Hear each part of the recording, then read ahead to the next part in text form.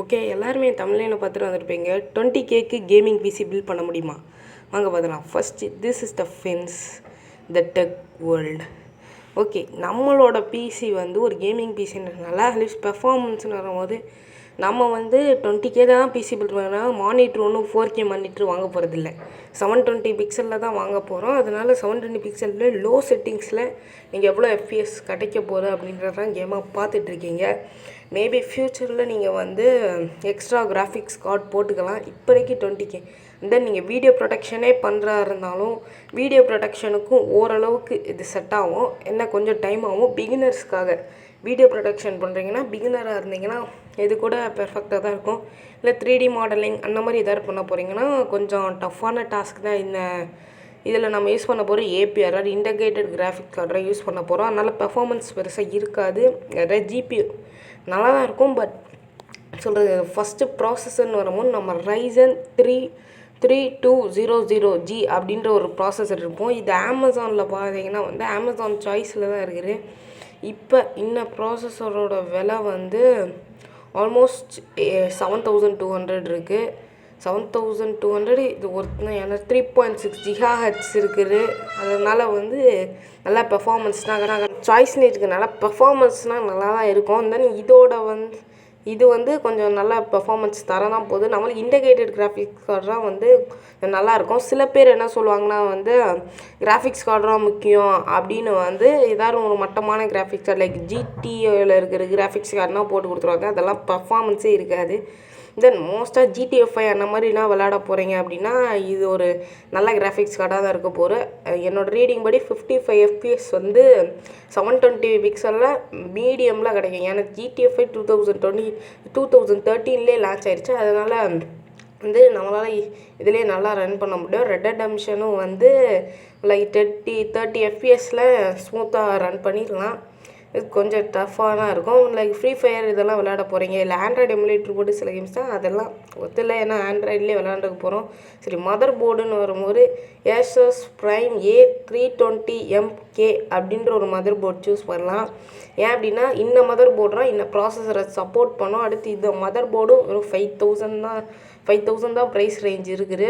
இந்த மதர் போர்டில் 2 RAM slot இருக்குது. இப்போ ரேம் அதுக்கப்புறம் தான் பார்க்க போனோம். 4849 நம்ம பட்ஜெட்டுக்கு இதுதான் கரெக்டாக இருக்கும். இதுக்கு மேலேயும் போகலாம், ஆனால் வந்து கொஞ்சம் வந்து காஸ்ட்லியாக தான். அந்த நம்மளோட ப்ராசஸருக்கு இது போதும். அடுத்து இதில் DDR4 ரேமும் நம்ம போட்டுக்கிறோம். இங்கே வந்து Ryzen 1st gen 2nd gen 3rd gen நம்மளோட இதெல்லாம் யூஸ் பண்ணிக்கலாம் அப்படின்றதும் போட்டிருக்கு. அதனால் நம்மளுக்கு இது யூஸ் கேஷன் நல்லா தான் இருக்கும். அடுத்து வந்து ரேம்ன்ற ஒரு மாதிரி ரேம் ரொம்ப முக்கியம் தான். 8GB DDR4 ரேம் நம்ம வந்து வாங்கிக்கலாம். அந்த 8GB ரேமும் வந்து பெருசாக நம்மளுக்கு காஸ்ட் ஆக போகிறதில்ல, வெறும் 2000 தான். அந்த ரேமை கூட நீங்கள் வந்து ஃப்யூச்சரில் அப்டேட் பண்ணிக்கலாம். பட் ஒரு ப்ராசஸரோ மதர் போர்டோ வந்து உங்களால் ஃப்யூச்சரில் அப்டேட் பண்ண முடியாது. அதனால் ரேம் மேலே நீங்கள் வந்து கொஞ்சம் ரேமில் கூட காசை கம்மி பண்ணிக்கலாம். பட் இது மேலே கம்மி பண்ணாதீங்க. ப்ராசஸர் மேலேயும் மதர் போர்டு மேலேயும். ரேமும் நம்மளுக்கு 2000 நியரில் தான் வரும். DDR4 3200 mAh அப்படின்ற இந்த ரேம்ஸ் எல்லாமே இந்த ப்ரைஸில் தான் வரும். இது வந்து 1770 அப்படின்றதுலாம் இருக்குது. எல்லாமே நான் அமேசானில் தான் காமிச்சிருப்பேன்.